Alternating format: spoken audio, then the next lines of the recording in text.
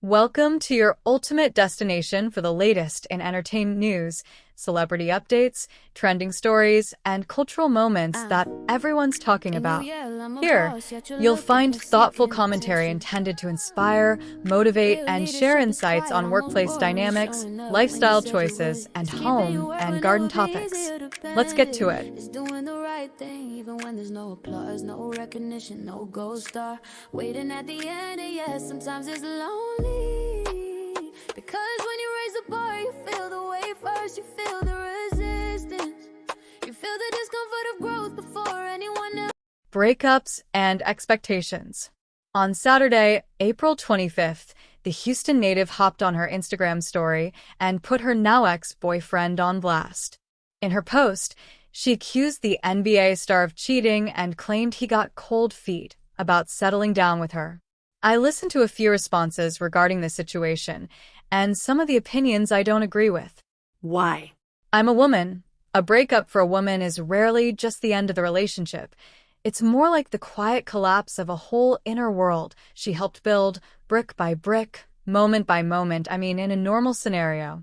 However, I don't know the backstory behind Megan's relationship with the NBA player, and, again, in my opinion, I see most celebrity couples' relationships as sort of a setup. I was listening to academics say they'd only been together a year, if that. In my opinion, she's young. I believe this experience is just another opportunity for her to learn and grow. The advice I would offer my daughters, however, is that going through a breakup can be emotionally devastating.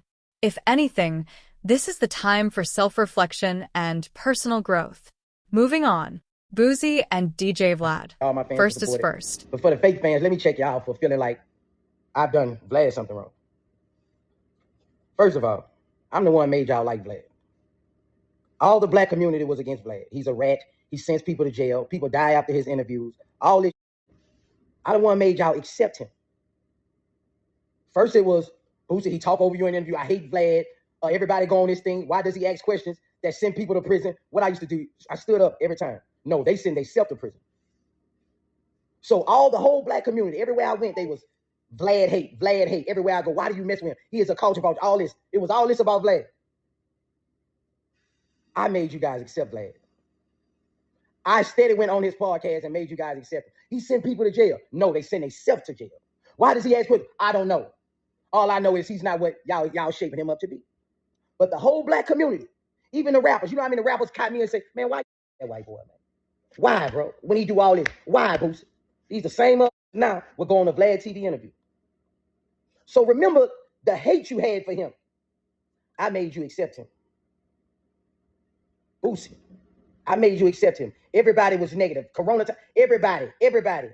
This was everything, every vlog, every site I went to. Boosie, why do you with him? Why do you do this? Why do you do this? I made y'all accept him. Street niggas at first did not want to go on Vlad TV. But Boosie doing it, so that makes it okay for them to do it. So realize that when y'all say this and that, like I've done, no, man. I stood up for this dude a million times, bro. When the whole industry was calling him the police, this, that, he's this, y'all was making him out to be such a bad person. I made you accept him. I made you still with him. Listen, it's called... I believe he's serious. Love ya, Boosie, but wrong. Responding to Boosie feeling like it's because of him that the black community watches Vlad. It's actually because of my husband and because I wanted to hear the stories of different people like the whole Tupac debate. I followed the entire situation, although I'm still a bit confused. It is what it is. Next, the unfortunate aspect of the situation between you and Vlad is that the conflict centers around money. This is truly ridiculous, especially considering that it was thought. You both shared a genuine friendship. Vlad often shared videos from the early days, which highlight the bond you once had. It's heartbreaking to see money come between friends, as this is often the cause of many disputes. Unless, of course, the friendship was never sincere to begin with. In my opinion, there are several valid reasons why friendship and money can clash. And from my experience and what I've learned over the years, Particularly within close-knit communities, the balance can often shift if one person earns significantly more than the other, or if one is in debt. Even if these issues are not openly discussed, this subtle imbalance can gradually erode mutual respect. People think they're on the same page, until they're not. That gap between expectations breeds resentment faster than almost anything else. Money decisions between strangers are transactional. Between friends, they're emotional. Guilt, pride, shame, they all get tangled up. What I noticed is that people avoid hard conversations. Most times, some, like myself, we learn from our mistakes and from the experience, and with that, then you're seen as the bad gal. So, to avoid seeming cold or money-hungry. Others avoid setting clear terms. What can start as kindness can end in confusion.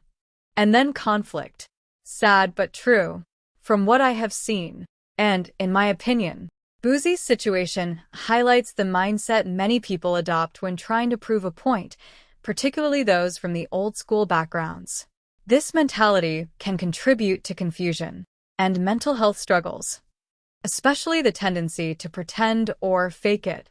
From what I've observed, based on various outlets and Charleston White's commentary, Boosie has been navigating challenges with the court system, dealing with family issues and managing problems with his adult children. These situations can be quite costly and may lead to financial stress, ultimately revealing underlying character differences. And my final thought is that stress doesn't create character, it reveals it. And sometimes what's revealed strains the friendship. And regarding Vlad, I hear that when X says, well, he's more about numbers and the bottom line and what's fair, right? But fairness is subjective. What feels fair to one person may feel completely off to another. Covering expenses, splitting bills, lending amounts, there's no universal rulebook. That gray area invites disagreements. I think because of the longevity of your relationship, money demands clarity and friendship thrives on grace.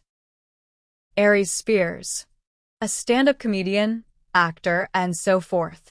Can I just really quickly call one of his parts in either? no, but He just might be a likable person to watch, and I haven't seen or listened to him yet. hey, I'm very selective about what I decide to watch. I have to have a feel for it. Maybe I have seen and watched, but can't recall. Whatever, the bottom line is that at this time, to get paid to sit and talk for a few hours for the amounts I'm hearing lately is gracefully amazing. Everybody is an able. And it's freaking disgusting to hear Black men of an age group act in ignorance over the internet, allowing people who really are struggling to hear it all, if anything, should be embarrassing. Regarding the makeup part, damn. The bottom has completely left the barrel. What the hell is really going on? Moving on. In a recent interview with the New York Times, Jay-Z shared his thoughts. I also listened to academics discuss this topic. Here's where I find myself both agreeing and disagreeing. For years, I believed Jay-Z had a significant influence on the youth and young men, promoting the very things he now speaks out against. However, this reflects a natural part of life. We live and learn, gaining a deeper understanding of our mistakes. I believe rap is always poetry and storytelling, which is why I loved watching the videos behind the music. So it wasn't just music. I felt it as a lived experience dressed in rhythm. I really loved it. It was raw, unfiltered storytelling that reflected struggles, triumphs, identity, and truth. For instance, people like Slick Rick, Tupac Shakur, Nas, Jay-Z, Lauryn Hill, Kendrick Lamar, and J. Cole aren't just rappers. They're narrators of real life. And many more to name, this is just a few. So, to keep it short and cute, at one point, the way poets wrote about war, love, injustice, and identity, rappers did the same.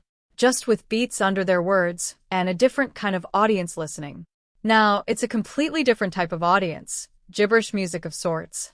I'm more than sure Drake did, and can do the same, as I do like most of his music. I'm at the end, so I leave you with advice. Stay up and keep it going no matter what. Can you yell I'm a boss, yet you're looking and seeking attention? Real leadership is quiet, almost boring. It's showing up when you said you would. It's keeping your word when it would be easier to bend it. It's doing the right thing even when there's no applause, no recognition, no gold star. Waiting at the end, and yes, sometimes it's lonely. Because when you raise the bar, you feel the weight first, you feel the resistance. You feel the discomfort of growth before anyone